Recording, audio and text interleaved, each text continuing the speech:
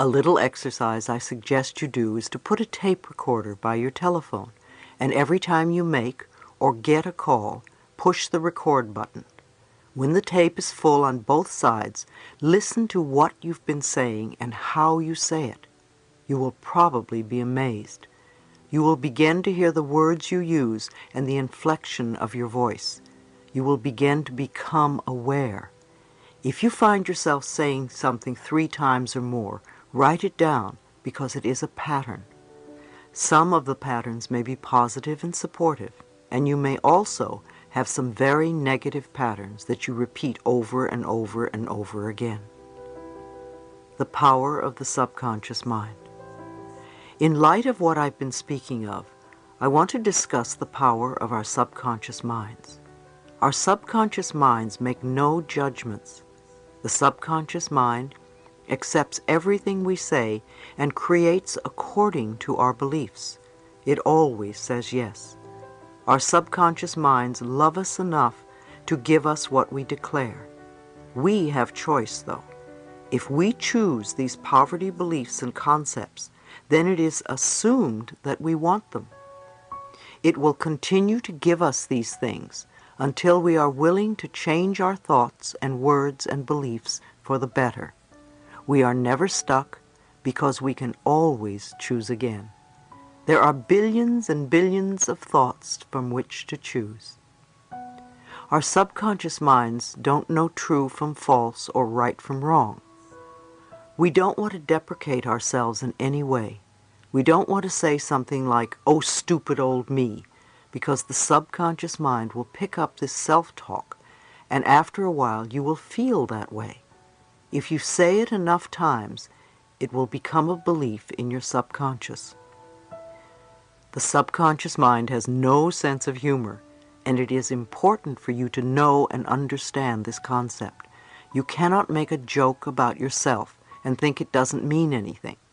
If it is a put-down about yourself, even if you're trying to be cute or funny about it, the subconscious mind accepts it as true. I don't let people tell put-down jokes in my workshops. They can be raunchy but not put-downs of a nationality or sex or whatever. So don't joke about yourself and make derogatory remarks about yourself, because they will not create good experiences for you. Don't belittle others either. The subconscious mind doesn't distinguish between you and the other person. It hears the words, and it believes you are talking about yourself. The next time you want to criticize someone, ask why you feel that way about yourself. You only see in others what you see in yourself. Instead of criticizing others, praise them, and within a month, you will see enormous change within you. Our words are really a matter of approach and attitude. Notice the way that lonely, unhappy, poor, sick people talk. What words do they use? What have they accepted as the truth for themselves? How do they describe themselves? How do they describe their work, their lives, their relationships? What do they look forward to? Be aware of their words, but please don't run around telling strangers that they are ruining their lives by the way they talk. Don't do it to your family and friends either, because the information will not be appreciated. Instead, use this information to begin to make the connection for yourself and practice it if you want your life to change. Because even on the smallest level, if you change the way you talk, your experiences are going to change. If you are a person with an illness who believes that it is fatal and that you're going to die and that life is no good because nothing ever works for you, then guess what? You can choose to release your negative concept of life. Start affirming for yourself that you are a person who is lovable and that you are worth healing and that you attract everything you need on the physical level to contribute to your healing. Know that you are willing to get well and that it is safe for you to get well. Many people only feel safe when they are sick. They are usually the kind that have difficulty saying the word no. The only way they can say no is by saying I'm too sick to do it. It's a perfect excuse. I remember a woman at one of my workshops who had 3 cancer operations. She couldn't say no to anybody. Her father was a doctor, and she was Daddy's good little girl, so whatever Daddy told her to do, she did. It was impossible for her to say no. No matter what you asked her, she had to say yes. It took 4 days to get her to literally shriek no at the top of her lungs. I had her do it while shaking her fist, no, no, no, and once she got into it, she loved it. I find that many women with breast cancer can't say no. They nourish everybody except themselves. One of the things I recommend to a woman with breast cancer is that she must learn to say no. No, I don't want to do it. No. 2 or 3 months of saying no to everything and everyone will begin to turn things around. She needs to nourish herself by saying, this is what I want to do, not what you want me to do. When I used to work with clients privately, I would hear them argue on behalf of their limitations, and they would always want me to know why they were stuck because of one reason or another. If we believe we are stuck and accept that we are stuck, then we are stuck. We get stuck because our negative beliefs are being fulfilled. Instead, let's begin to focus on our strengths. Many of you tell me that my tapes saved your lives. I want you to realize that no book or tape is going to save you. A little piece of tape in a plastic box is not saving your life. What you are doing with the information is what matters. I can give you plenty of ideas, yet what you do with them is going to count. I suggest that you listen to a particular tape over and over again for a month or more so that the ideas become a new habit pattern.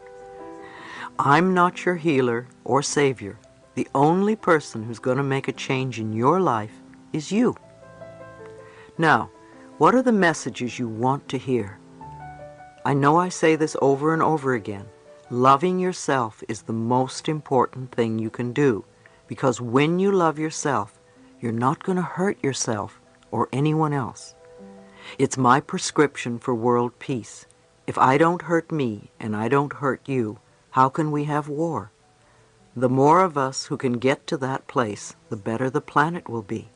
Let's begin to be conscious of what is going on by listening to the words we speak to ourselves and to others. Then we can begin to make the changes that will help heal ourselves as well as the rest of the planet. Chapter 4. Reprogramming Old Tapes. Be willing to take the first step, no matter how small it is. Concentrate on the fact that you are willing to learn. Absolute miracles will happen. Affirmations do work. Now that we understand a little bit more about how powerful our thoughts and words are, we can choose to retrain our thinking and speaking into positive patterns if we're going to get beneficial results. Are you willing to change your self-talk into positive affirmations? Remember, every time you think a thought and every time you speak a word, you are saying an affirmation. An affirmation is a beginning point. It opens the way to change. In essence, you are saying to your subconscious mind, I am taking responsibility.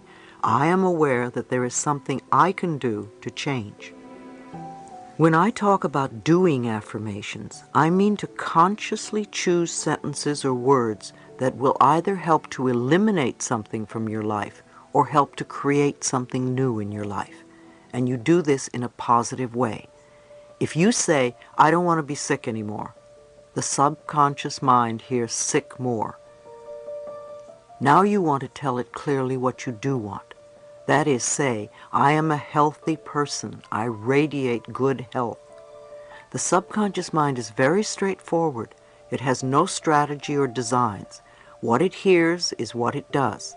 If you say, I hate this car, it doesn't give you a wonderful new car because it doesn't know what you want. Even if you get a new car, you will probably hate it soon because that is what you've been saying about it. The subconscious only hears, hate this car.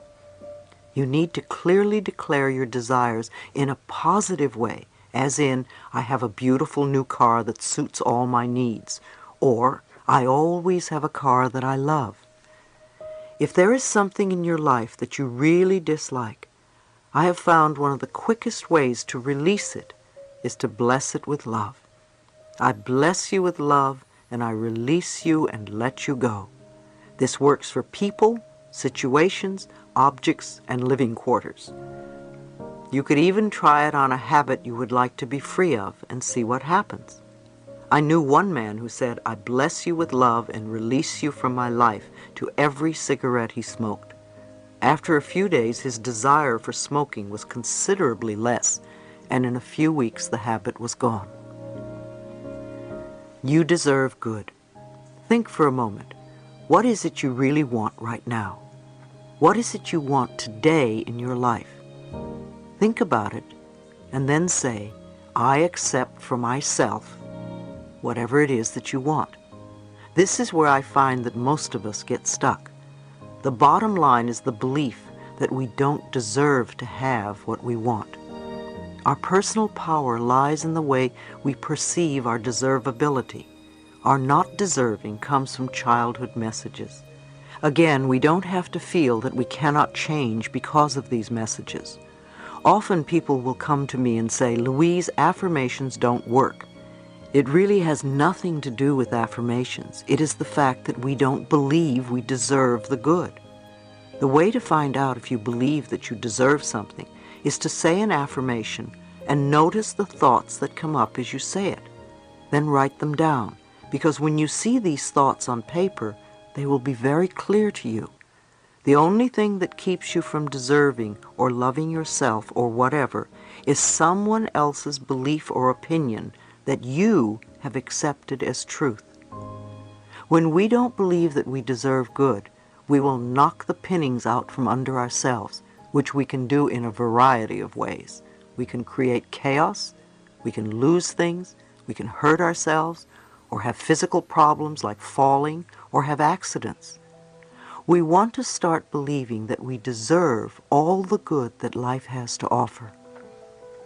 In order to reprogram the false or negative belief, what would be the first thought that you would need to begin to create this new whatever in your life?